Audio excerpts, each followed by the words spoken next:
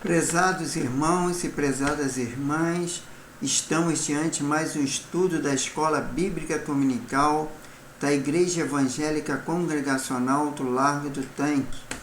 E hoje daremos continuidade ao estudo do livro de Gênesis. Iniciaremos com o capítulo 40 e iremos até o capítulo 42. Mas antes de darmos início ao nosso estudo, vamos dirigir a Deus em oração, pedindo a sua bênção para este momento. Senhor, meu Deus e meu Pai, muito obrigado pela nossa vida, obrigado pela tua graça, tua misericórdia, teu amor, teu perdão. Obrigado porque mais essa oportunidade nos dá de aprender da tua palavra. Nós apenas pedimos, Senhor, pela tua graça, tua misericórdia, e que teu Espírito Santo, Senhor, venha nos fazer compreender a tua palavra, para assim nós crescermos na graça e no conhecimento da tua palavra. Isso é o que eu te peço, te agradeço, em nome do Senhor Jesus. Amém. Então, irmãos, vamos falar sobre o Gênesis 40, que fala sobre o tempo em que José esteve na prisão no Egito.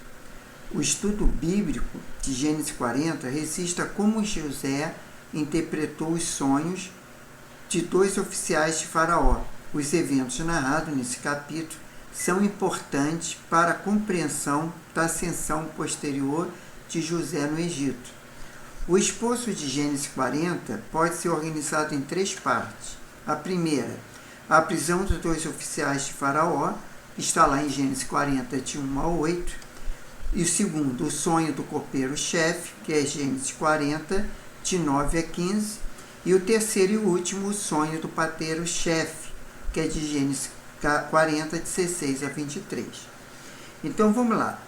Gênesis 40 começa dizendo que o mordomo-chefe e o padeiro-chefe da corte egípcia ofenderam a Faraó. O rei do Egito ficou indignado e mandou prendê-los na casa do comandante da guarda. Então, enquanto esperava a sentença de Faraó, providencialmente eles foram para o cárcere onde José estava preso, conforme lá Gênesis 40, de versículo 1 ao 3. O copeiro e o padeiro da corte eram posições de extrema confiança. Um servia a bebida do rei e outro assava o seu pão. Como José havia ganhado a confiança do comandante da guarda, ele colocou os dois presos a cargo de José, durante um tempo que permaneceram presos. O texto bíblico é que os dois oficiais sonharam a cada qual um sonho na mesma noite. Cada sonho tinha o seu próprio significado, conforme Gênesis 45. Quando José viu os dois oficiais pela manhã, percebeu que eles estavam turbados, ou literalmente tristes. Então José questionou os dois sobre o motivo pelo qual ele estava com semblante triste. E os dois oficiais responderam que eles sonharam durante a noite e não havia ninguém que pudesse interpretar o sonho que tiveram. Diante disso, José disse aos dois homens, entre aspas, porventura não pertence a Deus as interpretações? Contai-me o sonho, fecha aspas. No Antigo Oriente Próximo, as pessoas davam grande significância aos sonhos, pois elas acreditavam que um sonho poderia servir como um meio de discernir o futuro. Por isso, praticamente, em todas as cortes reais, haviam os sábios que eram tidos como intérpretes profissionais de sonho. Isso explica a tristeza dos dois oficiais, pois naquela prisão eles julgavam não ter ninguém habilitado para interpretar os sonhos que tiveram. Quer dizer, eles estavam presos, não podiam nem procurar os sábios, na época, lá no reinado, para poder interpretar os sonhos. Mas, graças a Deus, José estava ali e pôde interpretar os sonhos deles. Porém, José corrigiu a crença pagã daqueles homens, apontado para a sabedoria divina. Ele disse que somente de Deus pode vir a verdadeira interpretação, que é verdade, Ao pedir que aqueles homens lhe contassem seus sonhos, José estava considerando que a fonte do dom de interpretação está em Deus. Ele comunica esse dom a quem lhe convém. Na história bíblica, apenas José e o profeta Daniel foram usados por Deus para interpretar sonhos, enquanto estava em terra estranha e servia monarcas pagãos. Isso está lá em Daniel, capítulo 2, versículo 28. Aí vamos lá. O copeiro-chefe foi o primeiro a contar seu sonho a José. Ele disse que seu sonho havia uma videira, e na videira havia 3 ramos. Quando a videira brotou, havia 3 flores e seus cachos produziam uvas maduras. O copeiro-chefe disse que no sonho dele, também estava segurando o copo de Faraó. Então ele pegou as uvas, espremeu o copo e entregou a Faraó, conforme Gênesis 49, 11. José interpretou o sonho do copeiro-chefe dizendo que os 3 ramos representam os 3 dias. Isso significa que, tendo 3 dias, ele seria perdoado por Faraó, reabilitado em seu cargo. Então, como seu copeiro, novamente ele poderia servir a Faraó, dando seu copo em suas mãos, conforme Gênesis 40, 12 e 13. No texto hebraico, usa uma expressão que indica que Faraó ergueria a cabeça do copeiro e o colocaria novamente em sua posição original, isto é, ele restauraria a honra daquele homem. Depois José pediu que, quando o copeiro-chefe estivesse bem, que fosse bondoso e lembrasse dele, falando a respeito a Faraó, a seu respeito, a Faraó. Ele queria sair daquela prisão, pois havia sido injustiçado. Ele tinha sido tirado da casa de seu pai e levado para o Egito, e mesmo sem ter feito nada para merecer, foi lançado naquela masmorra, conforme lá Gênesis 40, 14 e 15. No apelo de José, é possível perceber que toda a frustração, embora o local de seu opcionamento não fosse o pior lugar de forma dramática, ele designou o local como uma masmorra. Palavra hebraica usada significa literalmente cova, poço ou cisterna. Também é interessante a forma como José se refere à terra de Canaã. Ele disse que havia sido, entre aspas, roubado da terra dos hebreus, fecha aspas. Está lá em Gênesis 40, 15. Aqui vale lembrar que naquele tempo a casa de Jacó ainda era peregrina naquela terra. Então, provavelmente, José havia compreendido a promessa feita por Deus na aliança estabelecida com Abraão, que garantia a posse definitiva daquela terra. Isso está de acordo com o pedido de José, para que os israelitas levassem junto dele seus ossos quando o Senhor visitasse e lhe tirasse do Egito, conforme Êxodo 13, 19.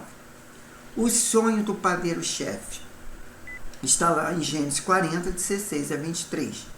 Diz que o padeiro-chefe viu que a interpretação do sonho dada por José era boa e também lhe contou seu sonho. E disse que o seu sonho havia 3 cestos de pão branco sobre sua cabeça. O cesto mais alto havia todo tipo de comida que um padeiro costumava fazer para Faraó. Mas no sonho, as aves comiam do cesto que estava sobre sua cabeça, conforme Gênesis 40, 16, 17. O cenário do sonho do padeiro de Faraó estava em harmonia com materiais já encontrados na cultura egípcia antiga. Há bravuras que retratam que o padeiro carregava um cesto na cabeça. A interpretação do sonho do padeiro-chefe não era favorável. José disse que os 3 cestos também representavam 3 dias. Tá? E mais, diferentemente do que haveria de suceder o copeiro-chefe, dentro de 3 dias Faraó mandaria cortar a cabeça do copeiro e penduraria no madeiro. Então as aves do céu comeriam sua carne, conforme Gênesis 40, 18, 19. Curiosamente, há uma pequena variação no hebraico que difere essa expressão daquela usada para falar da posição exaltada do copeiro. Na primeira, a expressão significa literalmente, entre aspas, levantará sua cabeça. Já na segunda, a expressão significa, entre aspas, tirará fora a cabeça. Gênesis 40 ainda mostra que as interpretações do sonho realmente se cumpriram. Em 3 dias aconteceu o aniversário de Faraó, ele ofereceu um grande banquete a todos seus servos. Então, naquela ocasião, ele reabilitou o copeiro-chefe e condenou o padeiro-chefe, ou seja, ele reintegrou o copeiro-chefe ao seu cargo, no qual servia diretamente a Faraó. mas mandou enforcar o padeiro-chefe, como havia falado, como José, havia falado. Materiais descobertos no Egito Antigo resistem ao costume de Faraó libertar os prisioneiros em ocasiões especiais. Por isso que ele libertou ali o copeiro-chefe. Já o padeiro não teve a mesma sorte. A palavra que informa que o padeiro-chefe foi enforcado não indica o método de execução, mas tem mais a ver com a exibição pública, no corpo pendurado e condenado após a morte. O capítulo termina dizendo que, apesar de ter ficado bem, o copeiro-chefe esqueceu de José. Está lá em Gênesis 40, 23. Aí agora passaremos para o capítulo 31 de Gênesis. Gênesis 41 é o capítulo da Bíblia que fala sobre como José interpretou os sonhos de Faraó. O estudo bíblico de Gênesis 41 ainda resiste à operação maravilhosa da providência divina ao tirar José de uma prisão para colocá-lo como governador do Egito. Gênesis 41 mostra que Deus concedeu a José grande sabedoria. De forma sobrenatural, ele interpretou os sonhos de Faraó. Depois ele demonstrou habilidades política e econômica incríveis para administrar de forma criteriosa todo o Egito. O esboço de Gênesis 41 pode ser organizado da seguinte forma. Primeiro, os sonhos de Faraó. Está no capítulo 41, de 1 a 8. Segundo, Faraó manda chamar José na prisão. Gênesis 41, de 9 a 24. Terceiro, José dá a interpretação dos sonhos a Faraó. Gênesis 41, 25 a 36. Quarto, José como governador do Egito. Gênesis 41, 37 a 46. E quinto e último, os 7 anos de fartura e os 7 anos de fome, conforme Gênesis 41, 47 a 57. Os acontecimentos narrados em Gênesis 41 aconteceram 2 anos após José ter interpretado os sonhos dos oficiais de Faraó. O texto bíblico diz que numa mesma noite Faraó teve 2 sonhos. Os sonhos sempre eram tipo de um grande considerações pelos povos antigos, Oriente Próximo, que acreditavam receber por meio desses presságios sobre o futuro. Além disso, os reis geralmente eram vistos como esses povos como representantes dos deuses. Então, quando um rei tinha um sonho, para os povos antigos, isso tinha um significado muito importante. No primeiro sonho, Faraó se viu em pé diante do rio Nilo. E o rio Nilo estava praticamente a fonte da fertilidade do Egito, que se desenvolveu ao longo de suas margens. Do rio Nilo subiam as 7 vagas curtas vistosas, mas logo em seguida subiram também outras 7 vacas feias e magras. As vagas magras pararam junto às vagas gordas, na margem do rio. Então as vagas magras começaram a comer as vagas gordas, conforme 41, 1, 4. Faraó acordou desse sonho, mas logo voltou a dormir e sonhar outra vez. No segundo sonho, Faraó viu crescer o mesmo pé 7 espigas graúdas e boas. Depois também brotaram outras 7 espigas mirradas e ressequidas pelo vento.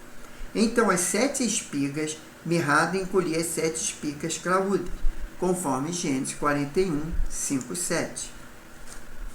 Os 2 sonhos deixaram Faraó perturbado, e pela manhã ele mandou chamar todos os magos e sábios do Egito. Na antiguidade era comum haver nas cortes feiticeiros e interpretadores de sonho que servia como conselheiros reais. Mas ao contar-lhes os sonhos, ninguém fosse capaz de interpretá-lo, conforme 41, 8. Faraó manda chamar José na prisão. Isso aconteceu lá em Gênesis 41, de 9 a 24. Foi no contexto em que ninguém conseguia interpretar os sonhos de Faraó, é que o chefe dos copeiros se lembrou de José, que havia interpretado seu sonho na prisão. Ele contou a Faraó que durante o tempo que ele esteve preso, justamente com o chefe dos padeiros, ambos sonharam e tiveram seus sonhos interpretados por um jovem hebreu, conforme Gênesis 41, 9 e 13. Então, Faraó mandou chamar José, que ainda estava aprisionado. A Bíblia diz rapidamente que ele se barbeou, se arrumou para se apresentar a Faraó. E aqui é interessante saber que a maioria dos povos do antigo Oriente Próximo, incluindo os hebreus, viam a barba como um tipo de sinal de honra. Então era comum que todos os homens tivessem barba. Mas os costumes egípcios eram outros, e os homens normalmente andavam bem barbeados. Por esse motivo, José teve que barbear. Já na corte egípcia, José escutou a Faraó que ninguém havia sido capaz de interpretar seus sonhos, mas que tinha ouvido falar que ele era capaz de interpretá-lo, conforme Gênesis 41:15. Ao ouvir essas palavras, José respondeu a Faraó, enfatizando a sabedoria divina. José disse a Faraó que a interpretação de um sonho não dependia dele, mas de Deus. Deus é quem haveria de dar uma resposta a Faraó, conforme 41:16. Isso significa tanto que o sonho quanto a interpretação era de Deus. Então Faraó contou a José seus 2 sonhos, conforme 41, versículos 17 a 24. Aí veio a interpretação dos sonhos, lá em Gênesis 41, 25 a 36. José disse a Faraó que os 2 sonhos, na verdade, eram um único sonho, e através do qual Deus revelou a Faraó que ele haveria de fazer, conforme Gênesis 41, 25. Aqui é importante enfatizar que José não agiu como um mago, com o objetivo de interpretar o sonho por meio de adivinhação. Ele deu a Faraó a interpretação que veio de Deus. De acordo com a interpretação do sonho dada por Deus a José, as 7 vacas gordas e as 7 espigas boas significavam os 7 anos de muita fartura que haveria de vir sobre a terra do Egito. Já as 7 vacas magras e as 7 espigas mirradas significavam 7 anos de fome que seguiriam os 7 anos de fartura. Isso está lá em Gênesis 41, de 26 a 29. José disse a Faraó que os 7 anos de fome seria tão severo que arruinaria a terra e faria com que o tempo de fartura fosse esquecido. Ele ainda disse a Faraó havia sonhado 2 vezes, porque toda aquela questão já havia sido decidida por Deus, e que tudo seria realizado rapidamente, conforme Gênesis 41, de 30 a 32. José também instrui Faraó acerca do que haveria de ser feito. Ele disse que Faraó tinha que procurar um homem sábio e criterioso para colocá-lo como administrador de toda a terra do Egito. Supervisores também tinham que ser estabelecidos para recolher 1/5 da colheita de todo o Egito durante os anos de fartura. Todos esses mantimentos tinham que ser estocados para servir como reserva para os 7 anos de fome. Dessa forma, a terra não seria arrasada, conforme Gênesis 41, do versículo 33 a 36. Gênesis 41 diz que Faraó gostou do plano formado por José. Faraó ainda julgou que ele e seus conselheiros não poderiam encontrar alguém tão qualificado quanto José, sobre quem estava o Espírito Divino, conforme Gênesis 41, 38. Por isso, quer dizer que Faraó reconheceu que sobre José estava o poder de Deus. Então Faraó decidiu que, uma vez que Deus havia revelado a José todas aquelas coisas, de fato não haveria ninguém mais sábio e criterioso que ele para conduzir aquela situação. Obviamente, isso foi uma derrota para os sábios egípcios. Faraó colocou José como o segundo homem mais poderoso do Egito. José teria o comando de todo o povo egípcio, estaria sob suas ordens. Faraó também colocou em José o seu próprio anel de selar e deu a ele vestes de acessórios reais.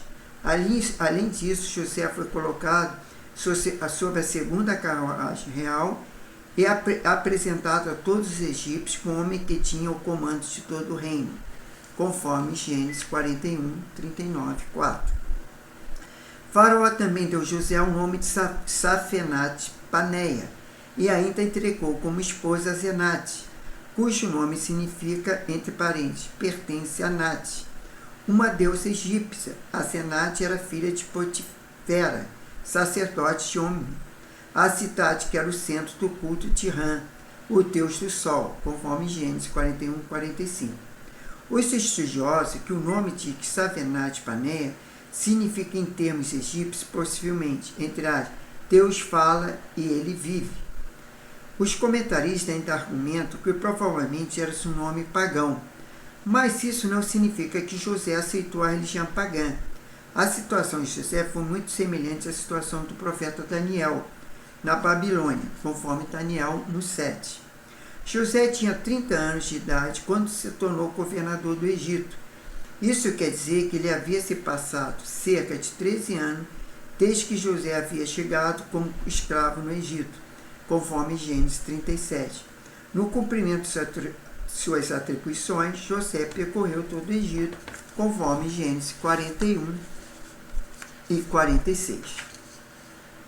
A Bíblia diz que durante os 7 anos de fartura, a terra teve grande produção de mantimento. José reuniu todos os excedentes da produção durante 7 anos e armazenou estrategicamente nas cidades egípcias. Como resultado, José estocou uma quantidade incontável de trigo, conforme Gênesis 41, 47 a 49. Antes do ano de fome, José foi pai de 2 filhos, com Asenate. José deu o nome de Manassés e o primeiro filho, dizendo, entre aspas, Deus me fez esquecer todo o meu sofrimento e toda a casa de meu pai, fecha aspas, conforme Gênesis 41, 51. Manassés significava literalmente, entre aspas, tornar esquecido. Já o segundo filho, José chamou de Efraim, dizendo, entre aspas, Deus me fez prosperar na terra onde tenho sofrido, fecha aspas, Gênesis 41, 52. Efraim significa literalmente fertilidade. Quando os 7 anos de fartura chegaram ao fim, vieram os 7 anos de fome, conforme havia sido anunciado em sonho.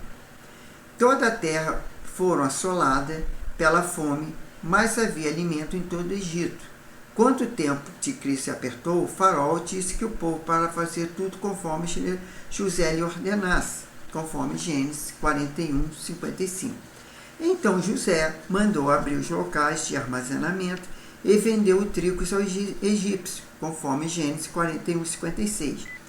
Já em Gênesis 41, ainda termina informando que aí a gente, toda a parte ao Egito, comprar alimentos, conforme Gênesis 41, 57.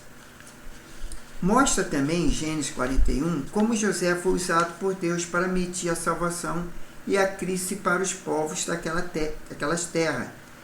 Nesse sentido, como mediador da bênção divina, muitos intérpretes enxergam José como alguém que se prefigurou a obra de Cristo. Além disso, outro aspecto da vida de José nos fez lembrar do Senhor Jesus Cristo e sua ascensão de escravo a governador. José foi levantado na prisão para governar o Egito, em que Cristo foi levantado dos mortos para governar o mundo, conforme Mateus 28, 18. Agora vamos partir para o capítulo 42. Gênesis 42 fala sobre como os irmãos de José foram ao Egito em busca de alimento. O estudo bíblico de Gênesis 41 ainda revela o modo sábio com que José agiu para reunir novamente sua família. No esforço de 42 pode ser ordenado assim. Primeiro, os irmãos de José descem ao Egito.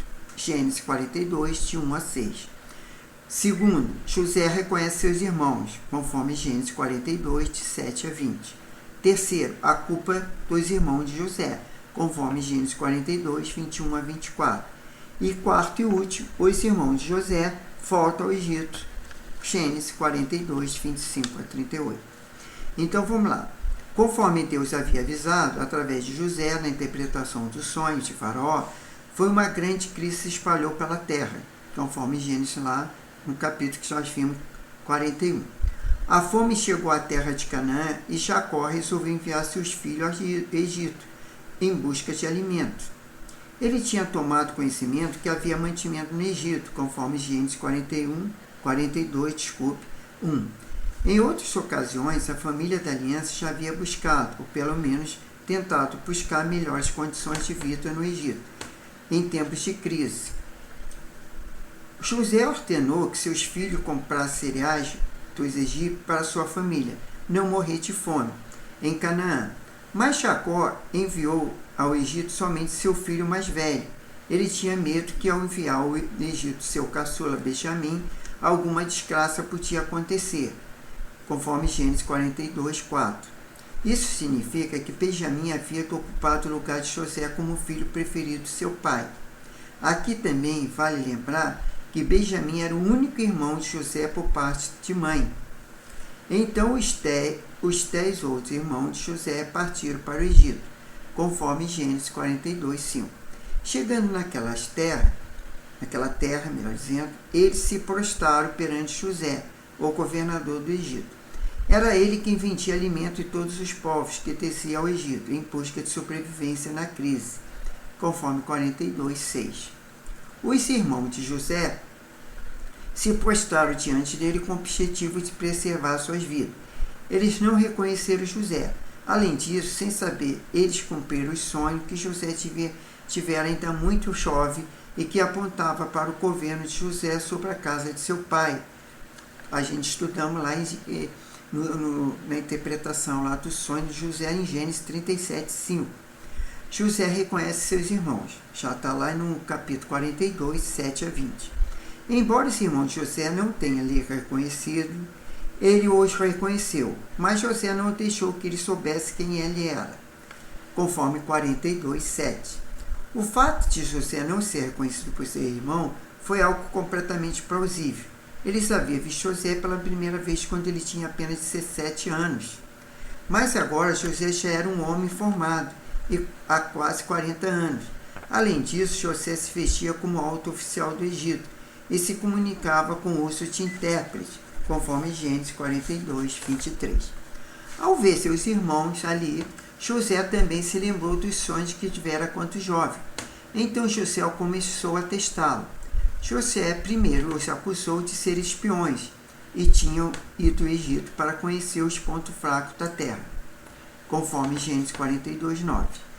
O irmão de José trataram de negar aquelas acusações e empenharam em afirmar que eram homens honestos, membros de uma unidade familiar, conforme Gênesis 42, 11. José, porém, insistiu em sua acusação enquanto seus irmãos tentavam defender fornecendo mais detalhes sobre sua família, na intenção de conseguir alguma credibilidade, lá em Gênesis 42, 13. Foi nesse ponto que os filhos de Jacó falaram que seu irmão mais novo estava protegido com seu pai. Então José jurou pela vida de Faraó que eles não sairiam dali sem que antes seu irmão mais novo fosse levado ao Egito. Daí José propôs que um deles fosse a Canaã buscar o irmão mais novo e provar a veracidade de suas palavras. Naquela ocasião, José os prendeu por 3 dias, conforme Gênesis 42, 17. Jurar pela vida de um monarca ou pelo nome de uma divindade era uma prática comum na antiguidade para testar a confiabilidade do que estava sendo dito por alguém. No 3º dia, José fez a eles uma proposta final. Um dos seus irmãos ficaria preso no Egito, enquanto os demais iam buscar Benjamim e provar sua palavra era verdadeira e não digna de morte. Gênesis 42, 18 e 20. Inclusive, José assegurou seus irmãos que eles podiam confiar em sua proposta, pois ele era um homem temente a Deus. A culpa dos irmãos de José está lá em Gênesis 41, de 21 a 24. Naquele contexto, os irmãos de José se sentiram culpados. Eles conectaram aquela situação que estavam enfrentando a uma possível punição da justiça de Deus, pelos que eles tinham feito com José. E admitiram ser culpado, conforme Gênesis 42, 21. Rúben até falou aos demais que lhe haviam lhe alertado para não pecarem contra José, mas na época ninguém escutou, conforme Gênesis 42, 22. José presenciou a discussão e escutou todas aquelas palavras, mas seus irmãos não sabiam que ele podia lhe entender. Diante da confissão de culpa de seus irmãos, José se retirou diante dele e chorou. Obviamente, José havia percebido que a atitude de seu irmão tinha mudado, que agora era possível uma reconciliação entre eles, conforme Gênesis 42, 24. Depois José retornou diante dele e tomou Simeão como prisioneiro. Aí os irmãos de José voltam do Egito. Gênesis 42, 25 a 38. Na sequência, José ordenou aos seus servos que abastecessem o cereal aos seus irmãos e que eles fossem restituídos secretamente dentro dos sacos de cereais. O falou pago por eles. Assim, os irmãos de José partiram carregando de cereal com a comida para suprir durante o caminho, conforme Gênesis 42, 25. Quando um deles abriu um saco de cereal para alimentar seu jumento, na estalagem, descobriu que o dinheiro estava escondido no cereal. Então os irmãos de José perceberam que o dinheiro pago pelo cereal havia sido devolvido. A Bíblia diz que eles ficaram aterrorizados, com seus corações desfalecidos. Eles reconheceram que o Deus estava trabalhando por trás de toda aquela situação estranha, embora eles não entenderam como, conforme Gênesis 42, 28. Chegando a Canaã, os irmãos de José contaram a Jacó tudo o que havia lhe acontecido no Egito. Eles explicaram a Jacó que Simeão havia ficado preso e que precisava levar Benjamim ao Egito para provar que eram homens honestos e poderiam negociar no Egito. Em Canaã, eles também descobriram que o restante do dinheiro pago pelo cereal também estava escondido em outros sacos, conforme Gênesis 42, 29 a 35. Jacó, porém, no primeiro momento, não aceitou aquela situação. Ele relembrou que já havia perdido José. Lamentou que Simeão estava preso em outra terra.